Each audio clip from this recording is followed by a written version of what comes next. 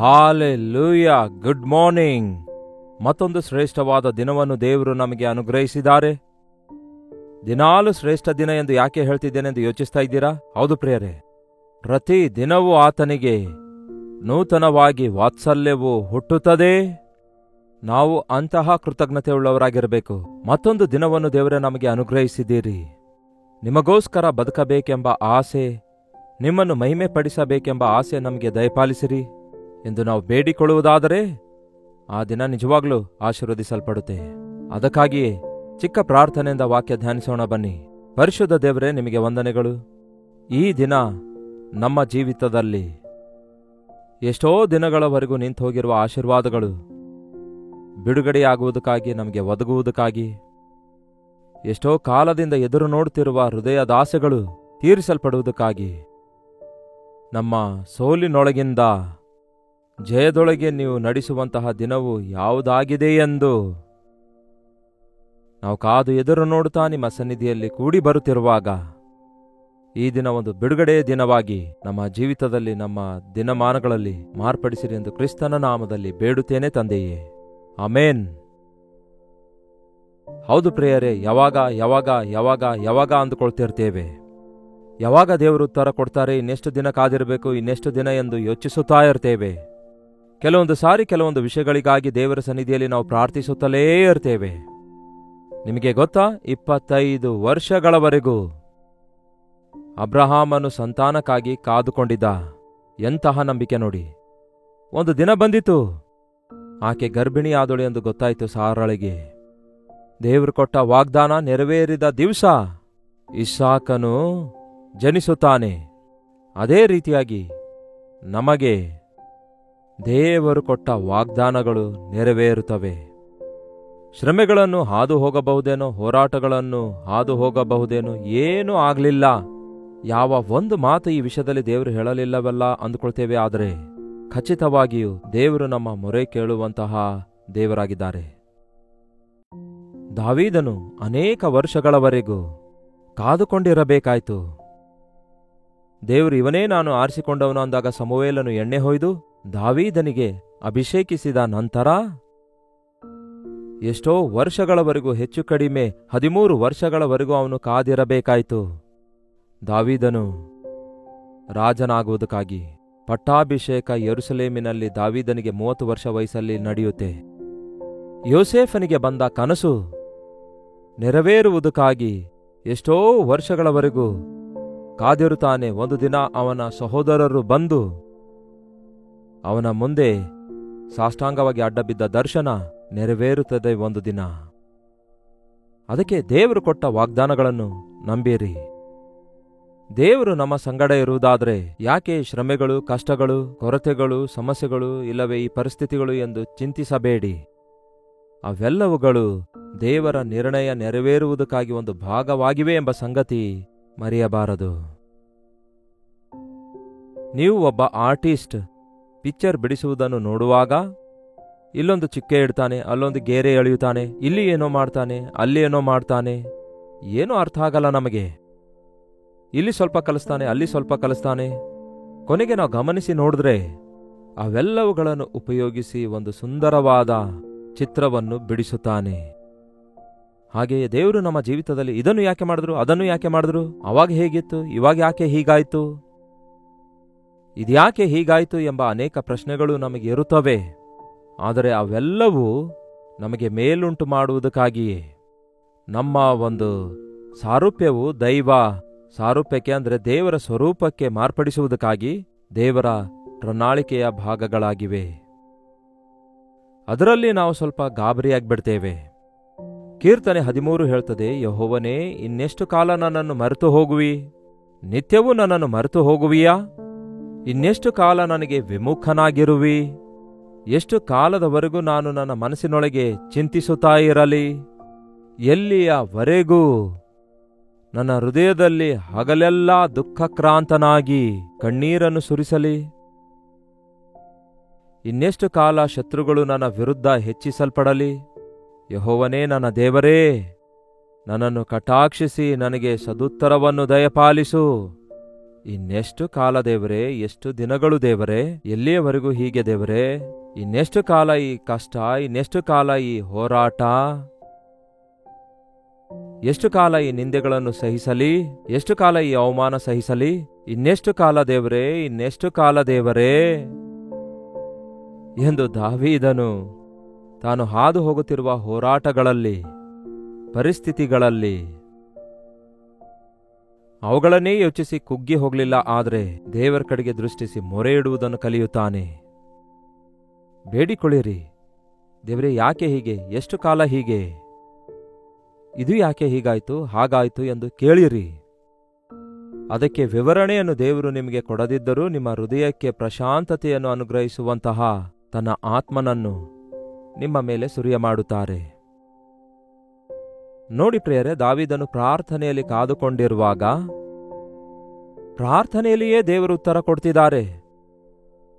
ಬಹಳಷ್ಟು ಕೀರ್ತನೆಗಳು ಪ್ರಶ್ನೆಯಿಂದ ಪ್ರಾರಂಭವಾಗುತ್ತೆ. ಆ ಕೀರ್ತನೆ ಉತ್ತರದೊಂದಿಗೆ ಅದು ಮುಕ್ತಾಯಗೊಳ್ಳುತ್ತದೆ. ಈ ಕೀರ್ತನೆಯು ಕೂಡ ಹಾಗೆಯೇ ಇದೆ. ಯೆಹೋವನೇ ನನ್ನ ದೇವರೇ, ನನ್ನನ್ನು ಕಟಾಕ್ಷಿಸಿ ಸದುತ್ತರ ದಯಪಾಲಿಸು. ನನಗೆ ಮರಣ ನಿದ್ರೆಯು ಉಂಟಾಗದಂತೆ ನನ್ನ ಕಣ್ಣುಗಳನ್ನು ಕಳೆಗೊಳಿಸು. ನನ್ನ ಶತ್ರುವು ಅವನನ್ನು ಜಯಿಸಿದನೆಂದು ಹೇಳಿಕೊಳ್ಳಬಾರದು. ವೈರಿಗಳು ನನ್ನನ್ನು ನೋಡಿ ಜಾರಿ ಬಿದ್ದನೆಂದು ಹಿಗ್ಗಬಾರದು. ನಾನು ತೂಕಡಿಸುವಾಗ ನನ್ನ ವಿರೋಧಿಗಳು ಹರ್ಷಗೊಳ್ಳದಂತೆ ನನ್ನ ಕಣ್ಣುಗಳನ್ನು ಕಳೆಗೊಳಿಸು. ಎಷ್ಟು ಚೆನ್ನಾಗಿದೆ ನೋಡಿ. ನಮ್ಮ ಕಣ್ಣುಗಳು ಎಷ್ಟೇ ಚೆನ್ನಾಗಿದ್ರೂ ಸಹ ಕತ್ತಲೆಯಲ್ಲಿ ಕಾಣಿಸುವುದಿಲ್ಲ, ಹೌದಲ್ಲವೇ? ಕಣ್ಣು ದೃಷ್ಟಿ ಇಲ್ಲದವರಿಗೆ ಬೆಳಕಿದ್ರೂ ಏನೂ ಕಾಣಿಸೋದಿಲ್ಲ. ಹಾಗೆಯೇ ಒಳ್ಳೆ ಕಣ್ಣಿದ್ರೂ ಸಹ ಬೆಳಕಿಲ್ಲದಿದ್ದರೆ ಎಲ್ಲವೂ ಅಯೋಮಯವಾಗಿರುತ್ತೆ. ದೇವರ ಪ್ರಣಾಳಿಕೆಗಳು ನಮಗೆ ಅಯೋಮಯವಾಗಿರುತ್ತವೆ. ಬಾಹ್ಯ ನೇತ್ರಗಳಿಂದ ಅವುಗಳನ್ನು ನೋಡ್ಲಿಕ್ಕಾಗಲ್ಲ.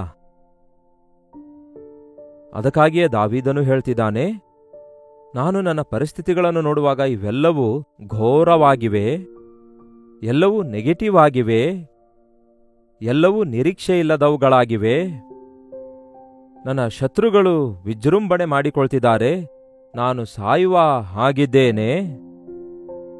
ಪ್ರಭುವೇ, ನಿಮ್ಮ ಪ್ರಣಾಳಿಕೆ ಏನೆಂದು, ನಿಮ್ಮ ಉದ್ದೇಶ ಏನೆಂದು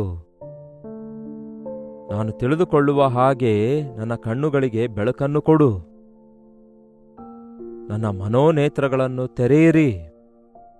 ಇನ್ನೊಂದು ರೀತಿಯಲ್ಲಿ ಹೇಳಬೇಕಾದರೆ, ದೇವರೇ, ನಾನು ನೋಡುತ್ತಿರುವ ನೀನು ನೋಡುವ ಹಾಗೆ ನೋಡುವಂತೆ ಸಹಾಯ ಮಾಡು ಎಂದರ್ಥ. ಆಹಾ, ನಾವು ನೋಡುವುದು ಬೇರೆ, ದೇವರ ದೃಷ್ಟಿಯಿಂದ ನೋಡುವುದು ಬೇರೆ. ನಾವು ಹತ್ತಿರದಿಂದ ನೋಡುವಾಗ ಅವು ಬಹಳ ದೊಡ್ಡದಾಗಿರ್ತವೆ, ಅದನ್ನೇ ದೂರದಿಂದ ನೋಡುವಾಗ ಬಹಳ ಚಿಕ್ಕದಾಗಿರ್ತವೆ. ದೇವರ ದೃಷ್ಟಿಯಲ್ಲಿ ದೊಡ್ಡ ದೊಡ್ಡ ಸಮಸ್ಯೆಗಳೆಂದು ನಾವು ಹೇಳುವಂಥವುಗಳೆಲ್ಲವೂ ಬಹಳ ಚಿಕ್ಕದಾಗಿವೆ, ಕಸಕ್ಕೆ ಸಮಾನ, ಧೂಳಿಗೆ ಸಮಾನವಾಗಿವೆ. ಅದನ್ನು ನಾವು ತಿಳಿದುಕೊಳ್ಳಬೇಕಾದರೆ ದೇವರ ದೃಷ್ಟಿ ನಮಗೆ ಬೇಕು. ನಮ್ಮ ಕಣ್ಣುಗಳಿಗೆ ಬೆಳಕು ಕೊಡು ಎಂದು ಕೋರಿಕೊಳ್ಳಬೇಕು. ನನಗೆ ಅರ್ಥವಾಗ್ತಿಲ್ಲ, ನನ್ನ ಶತ್ರುಗಳು ನನ್ನ ವಿರುದ್ಧ ವಿಜೃಂಭಿಸುತ್ತಿದ್ದಾರೆ. ಎಷ್ಟೋ ಶ್ರಮೆಗಳನ್ನು, ಬಾಧೆಗಳನ್ನು, ಒಂಟಿತನವನ್ನು ಅನುಭವಿಸುತ್ತಿದ್ದೇನೆ. ನನ್ನ ಕಣ್ಣುಗಳನ್ನು ಕಳೆಗೊಳಿಸು ಎಂದು ಬೇಡಿಕೊಳ್ಳುತ್ತಾನೆ ಪ್ರಿಯರೇ. 4ನೇ ವಚನದಲ್ಲಿ. 5ನೇ ವಚನದಲ್ಲಿ ಏನು ಹೇಳ್ತಾನೆ ನೋಡಿ. ಬಂದಂತೆ ಕಾಣುತ್ತೆ ಬೆಳಕು. ಕೇಳಿ ಪ್ರಿಯರೇ, ನಾವು ಬೇಡಿಕೊಂಡ ತಕ್ಷಣವೇ ದೇವರು ಉತ್ತರಿಸುತ್ತಾರೆ. ಒಂದು ಕಾಲದಲ್ಲಿ ಟ್ಯೂಬ್ಲೈಟ್ ಬಟನ್ ಹಾಕಿದ್ರೆ ಅದು ಬ್ಲಿಂಕ್ ಆದ ಮೇಲೆ ಅದು ಪ್ರಕಾಶಿಸ್ತಿತ್ತು. ಆದರೆ ಈಗ ಟಚ್ ಸ್ಕ್ರೀನ್ ಬಂದಿವೆ ನೋಡಿ. ನಾವು ಟಚ್ ಮಾಡಿದ್ರೆ ಸಾಕು, ತಕ್ಷಣವೇ ಬೆಳಕು ಬರ್ತದೆ. ದೇವರು ನೀವು ಬೇಡಿಕೊಂಡಿರುವುದನ್ನು ಇಮ್ಮಿಡಿಯೇಟ್ ಆಗಿ ಕೊಡ್ತಾರೆಂದು ನೀವು ನಂಬುವುದಾದರೆ, ಆಧ್ಯಾತ್ಮಿಕ ವಿಷಯಗಳನ್ನು ನೀವು ಬೇಡಿಕೊಳ್ಳುವುದಾದರೆ ಅವುಗಳನ್ನು ಮರುಕ್ಷಣದಲ್ಲಿಯೇ ನೀವು ಹೊಂದಿಕೊಳ್ಳಬಲ್ಲಿರಿ. ನನ್ನ ಕಣ್ಣುಗಳನ್ನು ಕಳೆಗೊಳಿಸು ಅನ್ನುತ್ತಾನೆ. ಈಗ 5ನೇ ವಚನದಲ್ಲಿ ಏನು ಹೇಳ್ತಾನೆ ನೋಡಿ. ನಾನಂತೂ ನಿನ್ನ ಕೃಪೆಯಲ್ಲಿಯೇ ಭರವಸೆ ಇಟ್ಟಿದ್ದೇನೆ. ಯಾವುದೇನಾದರೂ ಸಹ ನಾನು ಇವುಗಳನ್ನು ನೋಡಿ ಭಯಪಡ್ತಾ ಇಲ್ಲ, ಇವುಗಳನ್ನು ನಂಬಿ ಬದುಕುತ್ತಾ ಇಲ್ಲ, ಮನುಷ್ಯರನ್ನು ನಂಬಿ ಬದುಕುತ್ತಾ ಇಲ್ಲ, ದುಡ್ಡನ್ನು ನಂಬಿ ಬದುಕುತ್ತಾ ಇಲ್ಲ, ಪರಿಸ್ಥಿತಿ ನಂಬಿ ಬದುಕುತ್ತಾ ಇಲ್ಲ. ಎಲ್ಲ ಅನುಕೂಲವಾಗಿದ್ರೆ ನಾನೇನೋ ಬದುಕಬಲ್ಲೇನು, ಚೆನ್ನಾಗಿರಬಲ್ಲೆನು, ಸಂತೋಷವಾಗಿರಬಲ್ಲೆನು ಎಂದು ಅಂದುಕೊಳ್ತಾ ಇಲ್ಲ. ಪರಿಸ್ಥಿತಿಗಳನ್ನು ಕೂಡ ನೋಡ್ತಾ ಇಲ್ಲ. ಮುಂದು ನೋಟದಿಂದ, ನಂಬಿಕೆಯಿಂದ ನಿನ್ನ ಕೃಪೆಯೇ ಸಾಕು ಎಂದು ಹೇಳ್ತಿದ್ದೇನೆ. ಪರ್ವತಗಳು ಇಲ್ಲವೇ ಗುಡ್ಡಗಳು ಕದಲಿದರೂ ಕದಲಿ ಹೋದಾವು, ನನ್ನ ಕೃಪೆ ನಿನ್ನನ್ನು ಬಿಟ್ಟು ಹೋಗುವುದಿಲ್ಲ ಎಂಬ ನಿಮ್ಮ ಕೃಪೆ ನನ್ನೊಂದಿಗಿದ್ದರೆ ಈ ಚಿಲ್ಲರೆ ಕಷ್ಟಗಳೆಲ್ಲವೂ, ಈ ಚಿಕ್ಕ ಚಿಕ್ಕ ಹೋರಾಟಗಳೆಲ್ಲವೂ ನನಗೆ ಯಾವ ಭಯ ತರುವುದಿಲ್ಲ. ದೇವರೇ, ನಾನು ನಿಮ್ಮ ಕೃಪೆಯಲ್ಲಿ ನಂಬಿಕೆ ಇಡ್ತಾ ಇದ್ದೇನೆ, ಪರಿಸ್ಥಿತಿಗಳ ಮೇಲೆ ನಂಬಿಕೆ ಇಡ್ತಾ ಇಲ್ಲ. ದಯವಿಟ್ಟು ನೀವು ಕೂಡ ಇದನ್ನು ಅಭ್ಯಾಸ ಮಾಡಿಕೊಳ್ಳಿರಿ. ಪರಿಸ್ಥಿತಿಗಳನ್ನು ನೋಡಿ ಕುಗ್ಗಿ ಹೋಗಬೇಡಿ. ಮನುಷ್ಯರ ಮಾತು ಕೇಳಿ ಬೆದರಿಕೊಳ್ಳಬೇಡಿರಿ. ನಿಮ್ಮನ್ನು ನೀವು ನೋಡಿಕೊಂಡು, ನಿಮ್ಮ ಬಲಹೀನತೆ ನೋಡಿಕೊಂಡು ದಿಗುಲಿಗೆ ಒಳಗಾಗಬೇಡಿ. ದೇವರ ಕಡೆಗೆ ನೋಡಿರಿ. ಆತನು ನಮಗಾಗಿ ಸಿದ್ಧ ಮಾಡಿಟ್ಟಿರುವ ಕಾರ್ಯಗಳು ಕಣ್ಣಿಗೆ ಕಾಣುವುದಿಲ್ಲ, ಕಿವಿಗೆ ಕೇಳುವುದಿಲ್ಲ, ಅದರ ಭಾವನೆ ಮನುಷ್ಯರ ಹೃದಯದಲ್ಲಿ ಹುಟ್ಟುವುದಿಲ್ಲ. ಆತನು ತಪ್ಪಿಸುವಾತನು, ಕಾಪಾಡುವಾತನು, ಕನಿಕರಿಸುವಾತನು, ರಕ್ಷಿಸುವಾತನು, ಬಿಡಿಸುವಾತನು, ಆಚೆದಡಕ್ಕೆ ಸೇರಿಸುವಾತನು, ಅಪ್ಪಿಕೊಳ್ಳುವಾತನು, ಆಶೀರ್ವದಿಸುವಾತನು ಆಗಿದ್ದಾನೆ. ನಾನಂತೂ ನಿನ್ನ ಕೃಪೆಯಲ್ಲಿಯೇ ನಂಬಿಕೆ ಇಟ್ಟಿದ್ದೇನೆ. ನಿನ್ನ ರಕ್ಷಣೆಯ ವಿಷಯದಲ್ಲಿ ನನ್ನ ಹೃದಯವು ಹರ್ಷಿಸುತ್ತದೆ. ನನಗೆ ಏನಿದೆ ಏನಿಲ್ಲ ಎಂದು ಲೆಕ್ಕಿಸುವುದಾದರೆ ಅಳ್ತಲೇ ಕೂತ್ಕೊಳ್ತೇನೆ. ಆದರೆ ನನಗೆ ಏನಿರಲಿ ಬಿಡಲಿ, ಆದರೆ ಇಂತಹ ದೊಡ್ಡ ರಕ್ಷಣೆ ನನಗೆ ದೊರಕಿದೆ. ನನಗೆ ರಕ್ಷಕನಿದ್ದಾನೆ, ನನ್ನನ್ನು ರಕ್ಷಿಸಿದ್ದಾನೆ. ನನ್ನ ರಕ್ಷಕನು ಆಪತ್ ಬಾಂಧವನು. ಆತನು ನನ್ನನ್ನು ಬಿಡುವುದಿಲ್ಲ, ತೊರೆದು ಬಿಡುವುದಿಲ್ಲ. ನನ್ನ ಸಂಗಡ ಇರುತ್ತೇನೆಂದು ಹೇಳಿದಾತನು. ಇಂಥ ದೊಡ್ಡ ರಕ್ಷಣೆಯನ್ನು ನನಗೆ ಕೊಟ್ಟ ಕರ್ತನು ಆತನೊಂದಿಗೆ ಸಮಸ್ತವನ್ನು ನನಗೆ ಯಾಕೆ ಕೊಡೋದಿಲ್ಲ? ಹೌದು, ಅಂತಹ ನಂಬಿಕೆ ನಾವು ಕೂಡ ಹೊಂದಿಕೊಂಡಿರಬೇಕು.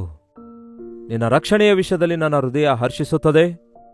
ಯೆಹೋವನು ನನಗೆ ಉಪಕಾರಗಳನ್ನು ಮಾಡಿದ್ದಾನೆ, ನಾನು ಆತನನ್ನು ಕೀರ್ತಿಸುವೆನು. ಅಪಕಾರ ಮಾಡುವಾತನಲ್ಲ ಪ್ರಿಯರೇ, ಯೇಸು ಉಪಕಾರ ಮಾಡುವಾತನಾಗಿದ್ದಾನೆ. ನಿಮ್ಮ ಅಪಕಾರಗಳನ್ನೆಲ್ಲ ಉಪಕಾರಗಳನ್ನಾಗಿ ಮಾರ್ಪಡಿಸುತ್ತಾರೆ. ನಿಮ್ಮ ಕೇಡನ್ನು ಮೇಲನ್ನಾಗಿ ಮಾರ್ಪಡಿಸಬಲ್ಲಾತನಾಗಿದ್ದಾರೆ. ನಿಮ್ಮ ಶಾಪವನ್ನು ದಿವ್ಯದಾನವನ್ನಾಗಿ ಮಾಡುವಾತನಾಗಿದ್ದಾರೆ. ನಿಮ್ಮ ಕಣ್ಣೀರನ್ನು ಆನಂದ ಬಾಷ್ಪಾದುವನ್ನಾಗಿ ಮಾರ್ಪಡಿಸುವಾತನಾಗಿದ್ದಾರೆ. ನಿಮಗೆ ದುಃಖಕ್ಕೆ ಪ್ರತಿಯಾಗಿ ಸಂತೋಷ ಕೊಡುವಾತನಾಗಿದ್ದಾನೆ. ಬೂದಿಗೆ ಬದಲಾಗಿ ಶಿರೋಭೂಷಣ ಕೊಡುವಾತನಾಗಿದ್ದಾನೆ. ಆತ್ಮ ಕೊಡುವಾತನಾಗಿದ್ದಾನೆ. ಆತನಲ್ಲಿ ನಿರೀಕ್ಷೆ ಇಡೀರಿ. ಆತನಲ್ಲಿ ನಿಮ್ಮ ನಂಬಿಕೆ ಇಡೀರಿ. ಆತನ ಕಡೆಗೆ ನೋಡಿರಿ. ಆತನು ಕೊಟ್ಟಿರುವವುಗಳಿಗಾಗಿ ಆತನನ್ನು ಸ್ತುತಿಸಿರಿ. ಆತನು ಸಣ್ಣ ಪುಟ್ಟ ಉಪಕಾರ ಮಾಡಲ್ಲ, ಮಹೋಪಕಾರ ಮಾಡುವಾತನಾಗಿದ್ದಾನೆ. ಈಗಾಗಲೇ ನಿಮ್ಮ ಜೀವಿತದಲ್ಲಿ ಎಷ್ಟೋ ಉಪಕಾರ ಮಾಡಿರುತ್ತಾನೆ. ಅದನ್ನು ಒಂದು ಸಾರಿ ಜ್ಞಾಪಕ ಮಾಡಿಕೊಳ್ಳಿರಿ. ನಿಮಗಿರುವ ನಿರುತ್ಸಾಹವೆಲ್ಲ ಹಾರಿ ಹೋಗ್ತದೆ. ನಿಮ್ಮ ನಂಬಿಕೆಯು ಅಭಿವೃದ್ಧಿಯಾಗ್ತದೆ. ಆತನು ಮಾಡಿದ ಮೇಲುಗಳನ್ನು ಯೋಚಿಸುವುದಾದರೆ ಮತ್ತಷ್ಟು ಹೆಚ್ಚು ಮೇಲುಗಳನ್ನು ನಾವು ಹೊಂದಿಕೊಳ್ಳುತ್ತಾ ಮುಂದಕ್ಕೆ ಸಾಗಬಲ್ಲೆವು. ಪರಿಸ್ಥಿತಿಗಳನ್ನು ನೋಡಿ ಕುಗ್ಗಿ ಹೋಗುವವರಾಗಿ ನಾವಿರದೆ, ನಮ್ಮ ಸುತ್ತಲೂ ಇರುವಂಥವರ ನಿಮಿತ್ತ ನಮ್ಮ ಆಶೀರ್ವಾದ ಇಲ್ಲವೇ ನಮ್ಮ ಅಭಿವೃದ್ಧಿ ಇಲ್ಲವೇ ನಮ್ಮ ಏಳಿಗೆ ಆ ಮನುಷ್ಯರ ಕೈಯಲ್ಲಿದೆ ಅಂದುಕೊಳ್ಳುವುದಾದರೆ ತಪ್ಪದೆ ಭಯಕ್ಕೊಳಗಾಗ್ತೇವೆ, ದಿಗಿಲಿಗೆ ಒಳಗಾಗ್ತೇವೆ. ನಮ್ಮ ತಲೆ ಎತ್ತುವಾತನು ಆತನೇ. ನಮ್ಮನ್ನು ಹೆಚ್ಚಿಸುವಾತನು ಆತನೇ. ನಮ್ಮನ್ನು ಕಾಪಾಡಿ ನಮಗೋಸ್ಕರ ಪ್ರಾಣ ಕೊಟ್ಟಾತನು ಆತನೇ. ನಾನಂತೂ ಆತನಲ್ಲಿಯೇ ನಂಬಿಕೆ ಇಟ್ಟಿದ್ದೇನೆ ಅನ್ನುತ್ತಾನೆ. ಕೆಲವರು ತಮ್ಮ ಹಣವನ್ನು ನಂಬುತ್ತಾರೆ, ಕೆಲವರು ತಮ್ಮ ಬಲವನ್ನು ನಂಬುತ್ತಾರೆ, ಇನ್ನು ಕೆಲವರು ತಮ್ಮ ಅಧಿಕಾರವನ್ನು ನಂಬುತ್ತಾರೆ. ಆದರೆ ನಾನಾದರೂ ನನಗೋಸ್ಕರ ಪ್ರಾಣ ಕೊಟ್ಟಂತಹ, ನನ್ನನ್ನು ವಿಮೋಚಿಸಿದಂತಹ ನನ್ನ ರಕ್ಷಕನಲ್ಲಿ, ನನ್ನ ಕರ್ತನಲ್ಲಿ ನಿರೀಕ್ಷೆ ಇಡುತ್ತಿದ್ದೇನೆ. ರಕ್ಷಿಸಲ್ಪಟ್ಟ ಪ್ರತಿ ವ್ಯಕ್ತಿ, ಯೇಸುವನ್ನು ನಂಬುತ್ತಿರುವಂತಹ ಪ್ರತಿ ವ್ಯಕ್ತಿ ಇಂತಹ ನಿರೀಕ್ಷೆಯುಳ್ಳವರಾಗಿರಬೇಕು. ಈ ದಿನ ಯಾವ ಸಮಸ್ಯೆ ನೀವು ಹಾದು ಹೋಗ್ತಾ ಇದ್ದೀರೆಂದು ನನಗೆ ಗೊತ್ತಿಲ್ಲ. ಆದರೆ ಇನ್ನೆಷ್ಟು ಕಾಲ ನನ್ನ ಗಂಡ ಮಾರ್ಪಡಲಿಲ್ಲವಲ್ಲ, ನನ್ನ ಕುಟುಂಬ ಕಟ್ಟಲ್ಪಡಲಿಲ್ಲವಲ್ಲ, ನನಗೆ ಉದ್ಯೋಗ ದೊರಕಲಿಲ್ಲವಲ್ಲ, ನನಗಿನ್ನೂ ಮಕ್ಕಳಾಗಲಿಲ್ಲವಲ್ಲ, ನನ್ನ ಕಣ್ಣೀರಿಗೆ ಉತ್ತರ ದೊರಕಲಿಲ್ಲವಲ್ಲ, ನನ್ನ ಚಿಂತೆಗೆ ನನಗೆ ಬಿಡುಗಡೆ ದೊರಕಲಿಲ್ಲವಲ್ಲ, ನನಗೆ ಶೋಧನೆಗಳಿವೆ, ವೇದನೆಗಳಿವೆ, ಹೋರಾಟಗಳಿವೆ, ಪ್ರಾರ್ಥಿಸ್ತಿದ್ದೇನೆ, ನನಗಿನ್ನೂ ದೇವರು ಉತ್ತರ ಕೊಡಲಿಲ್ಲವಲ್ಲ ಎಂಬ ನಿರುತ್ಸಾಹದಲ್ಲಿ ನೀವಿದ್ದಿರಬಹುದು. ಅದಕ್ಕೆ ನಿಮ್ಮೊಂದಿಗೆ ಈ ದಿನ ದೇವರು ಮಾತಾಡ್ತಿದ್ದಾರೆ. ನಿಮ್ಮ ಸಮಸ್ಯೆಗಳನ್ನು ನೋಡಿ ದಿಗುಲು ಪಡದೆ ಬಿಡಿಸುವ ದೇವರ ಕಡೆಗೆ ನೋಡುತ್ತಾ ಆತನ ಕೃಪೆಯನ್ನು ಹೊಂದುವುದಕ್ಕಾಗಿ ಮನಸ್ಸು ಮಾಡಿಕೊಳ್ಳುವುದಾದರೆ, ಆತನಲ್ಲಿ ನಂಬಿಕೆ ಇಡುವುದಾದರೆ ಅದ್ಭುತಗಳನ್ನು ನೋಡುತ್ತೀರಿ. ಪ್ರಾರ್ಥನೆ. ಪರಿಶುದ್ಧ ದೇವರೇ, ಪ್ರೀತಿಯುಳ್ಳ ತಂದೆಯೇ, ನಿಜವೇ ದೇವರೇ, ಎಷ್ಟೋ ಸಾರಿ ಈ ಲೋಕದಲ್ಲಿ ನಾವು ಬದುಕುತ್ತಿರುವಾಗ ನಮ್ಮ ಸುತ್ತಲೂ ಇರುವ ಪರಿಸ್ಥಿತಿಗಳು, ವಾತಾವರಣಗಳು, ಮನುಷ್ಯರು ನಮ್ಮನ್ನು ಭಯಭೀತಿಯೊಳಗಡೆ ತಳ್ಳಿ ಹಾಕುತ್ತಿರುವಾಗ ನಾವು ಕುಗ್ಗಿ ಹೋಗುವವರಾಗಿ, ಭಯಪಡುವವರಾಗಿ, ಅನೇಕ ಸಾರಿ ದೇವರೇ ನಮ್ಮ ಜೀವಿತದಲ್ಲಿ ನಿಮಗೆ ವಿರುದ್ಧವಾಗಿ ತಿರುಗಿ ಬೀಳುವವರಾಗಿದ್ದು, ನಿಮ್ಮನ್ನು ದೂಷಿಸುವವರಾಗಿದ್ದು ನಷ್ಟ ಹೋಗುತ್ತಿದ್ದೇವೆ ಎಂಬುದನ್ನು ಗ್ರಹಿಸಿಕೊಳ್ಳುವುದಕ್ಕಾಗಿ ಈ ದಿನ ನಮ್ಮ ಪ್ರತಿಯೊಬ್ಬರಿಗೂ ಸಹಾಯ ಮಾಡಿದ್ದಕ್ಕಾಗಿ ನಿಮಗೆ ವಂದನೆಗಳು. ನಮ್ಮ ಸ್ಥಿತಿ ನೀವು ಅರಿತುಕೊಂಡ ದೇವರಾಗಿದ್ದೀರಿ. ತಕ್ಕ ಸಮಯದಲ್ಲಿ ನಮ್ಮ ಅವಶ್ಯಕತೆಗಳನ್ನೆಲ್ಲ ತೀರಿಸಬಲ್ಲ ದೇವರಾಗಿದ್ದೀರಿ.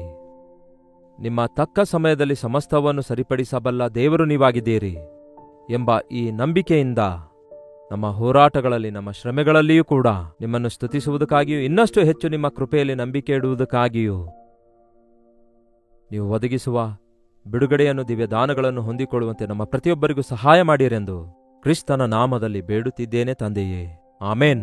ತಂದೆಯಾದ ದೇವರ ಪ್ರೀತಿಯೂ, ಮಗನಾಗಿರುವ ಕ್ರಿಸ್ತನ ಕೃಪೆಯೂ, ಆದರಣೆಕರ್ತನಾದ ಪವಿತ್ರಾತ್ಮನ ಸಹವಾಸವು ಕೂಡಿ ಬಂದಿರುವ ನಮ್ಮೆಲ್ಲರ ಸಂಗಡ ಸದಾಕಾಲಕ್ಕೂ ನೆಲೆಯಾಗಿರಲಿ. ಆಮೇನ್. ದೇವರಿಗೆ ಸ್ತೋತ್ರ. ನಿಮ್ಮ ಪ್ರಾರ್ಥನಾ ಮನವಿ 8939731313 ನಂಬರಿಗೆ ಹೊರದೇಶದಿಂದಲೂ ಸಹ ನೀವು ಒಂದು ವೇಳೆ ವೀಕ್ಷಿಸುವುದಾದರೆ ಇದೇ ನಂಬರಿಗೆ ಒಂದು ಟೆಕ್ಸ್ಟ್ ಇಲ್ಲವೇ ವಾಯ್ಸ್ ಮೆಸೇಜ್ ಮೂಲಕ ವಾಟ್ಸಪ್ ಕಳಿಸಿಕೊಡಿರಿ. ನಿಮ್ಮ ಪಕ್ಷದಲ್ಲಿ ಪ್ರಾರ್ಥಿಸಲು ನಾವು ಯಾವತ್ತೂ ಸಿದ್ಧರಾಗಿದ್ದೇವೆ. ಡಾಕ್ಟರ್ ಜಯಪಾಲ್ ಕನ್ನಡ ಯೂಟ್ಯೂಬ್ ಚಾನಲ್ಗೆ ಸಬ್ಸ್ಕ್ರೈಬ್ ಮಾಡಿಕೊಳ್ಳಿರಿ. ನಿಮ್ಮ ಹೆಸರು, ಊರು ಕಾಮೆಂಟ್ ಸೆಕ್ಷನ್ನಲ್ಲಿ ಟೈಪ್ ಮಾಡುವುದನ್ನು ಮರೆಯಬೇಡಿ. ಪ್ರತಿದಿನ ಬೆಳಿಗ್ಗೆ 7 ಗಂಟೆಗೆ ಈ ಅನುದಿನದ ಧ್ಯಾನ ಎಂಬ ಆಧ್ಯಾತ್ಮಿಕ ಕಾರ್ಯಕ್ರಮ ಯೂಟ್ಯೂಬ್ನಲ್ಲಿ ನಿಮಗೋಸ್ಕರವೇ ನಾವು ಪ್ರಸಾರ ಮಾಡುತ್ತಿದ್ದೇವೆ. ಅನೇಕ ಅಂಶಗಳನ್ನು, ಪಾಠಗಳನ್ನು, ಶಾರ್ಟ್ ಮೆಸೇಜ್ಗಳನ್ನು ನಿಮಗೋಸ್ಕರ ನಾವು ಪ್ರಸಾರ ಮಾಡ್ತಿದ್ದೇವೆ. ತಪ್ಪದೆ ವೀಕ್ಷಿಸಿರಿ, ಇತರರಿಗೂ ಶೇರ್ ಮಾಡಿ ಆಶೀರ್ವದಿಸಲ್ಪಡಿರಿ. ಕರ್ತನ ಚಿತ್ತವಿರುವುದಾದರೆ ಮತ್ತೆ ನಾಳೆ ಬೆಳಗ್ಗೆ 7 ಗಂಟೆಗೆ ಭೇಟಿಯಾಗೋಣ. ಅಲ್ಲಿವರೆಗೂ ದೇವರ ಮಹಾಕೃಪೆ ನಿಮ್ಮೆಲ್ಲರೊಂದಿಗಿರಲಿ. ವಂದನೆಗಳು.